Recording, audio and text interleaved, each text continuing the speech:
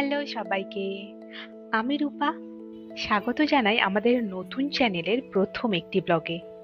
আজকে আমরা এসেছি ব্যাঙ্গালোরের হোয়াইট ফিল্ডের শান্তিনিকেতনের নেক্সাস মলে। আশেপাশে দেখে আশা করি বুঝতেই পারছো এত লাইটিং। হ্যাঁ, এটা ঠিক দিওয়ালির দুদিন আগেকার। তো এখানে পুরো মলটা আমাদের খুব ভালোভাবে দেখা হয়ে গেছে। তো এটা ছিল টপ ফ্লোরে উঠে আমাদের চোখ একেবারে ছানা বড়া, কারণ আমরা দুজনেই খুব গেম খেলতে ভালোবাসি। আর এটা ছিল একটা গেমিং সেন্টার যেখানে হাজার রকমের গেম আছে। তো ও স্ক্যান করে সেটাই দেখছিল কি করে খেলা যায়।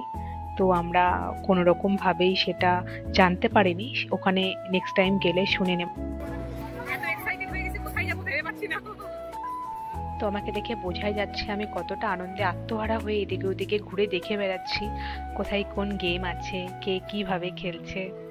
সত্যি আমার কাছে এটা টোটালি একটা ইউনিক জায়গা ছিল, আমাদের দুজনের কাছেই।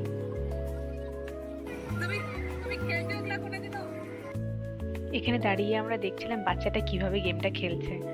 তো ও বলছিল যে একবারে পা দিয়ে আটকাই দিয়ে এক এক করে বলগুলো তুলে ফেললেই তো পারে। তো বাচ্চাটার এই বুদ্ধিটা থোড়ই আছে যদি থাকতো তো ও না অন্য গেম খেলতো। এখানে দুজন মিলে আমরা সেটাই আলোচনা করছিলাম আর বলছিলাম কবে আসবো আমরা খেলতে।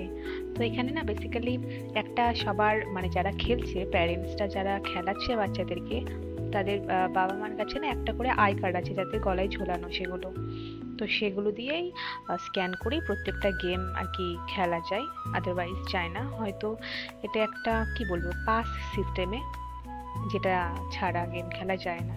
এখানে একটা বোলিং এরিনাও ছিল, আর এটাই খুঁজছিলাম অনেকক্ষণ ধরে। আমি সেটাই ভাবছিলাম যে এত এত গেম আছে আর এখানে কোনো বোলিং বলসের সেন্টার না, এটা তো হতে পারে না। তো পেয়ে গেলাম, যাই হোক। আর এখানে এত সুন্দর সুন্দর এই কিউট কিউট প্লাশিস গুলো ছিল, আমার দেখে এত ভালো লাগছিল, মনে হচ্ছে সবগুলোকে খাবলে খাবলে তুলে তুলে নিয়ে চলে যাই। কিন্তু একটাতেও কিচ্ছু করতে পারছি না আমরা, শুধু ঘুরে ঘুরে দেখা ছাড়া আর সেখানে আমাদের কোনো উপায় ছিল না। আর শুধু ভাবছিলাম কবে আবার যাব, কবে গিয়ে আবার সব খেলবো। আর এখানে একটা হুট করে স্নাইপার দেখতে পেলাম, তো স্কোপ লাগানো ছিল। তোকে বললাম এটা নিয়ে শুট করো না।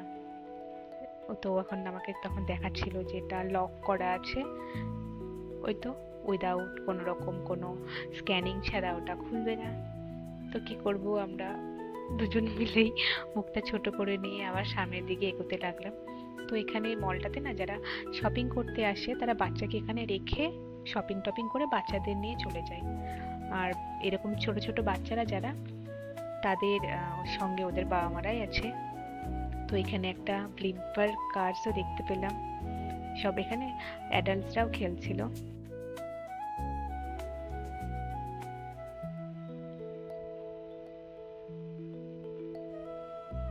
এখানে এই বাবা মাটা খেলছিল আর বাচ্চাটা না পাশে দাঁড়িয়ে থেকে এই গেমটা টানাটানি করছিল, শুট করবে, কিন্তু লক করা ছিল জন্য আর টেনে নামাতে পারছিল না।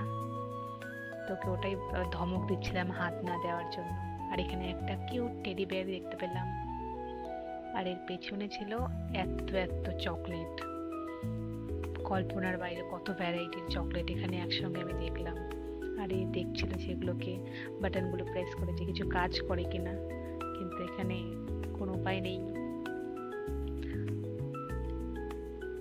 এখানে এই আন্টিটাকে অনেকক্ষণ ধরে লক্ষ্য করছিলাম আমরা, ঢোকার সময়ই দেখেছিলাম কি যে দেখছে এই ভিজুয়ালে, আমাদের তা কল্পনার বাইরে। আর এখানে এই বাচ্চাটা শুটিং গেম খেলছিল। একবার ভাবলাম ওকে বলি দে না ভাই খেলতে, কিন্তু জানিও দেবে না। তো এখান থেকে সরে এসে ক্যামেরা ঘোরাতেই দেখতে পেলাম কত কিউট কিউট প্যান্ডা ছিল এখানে।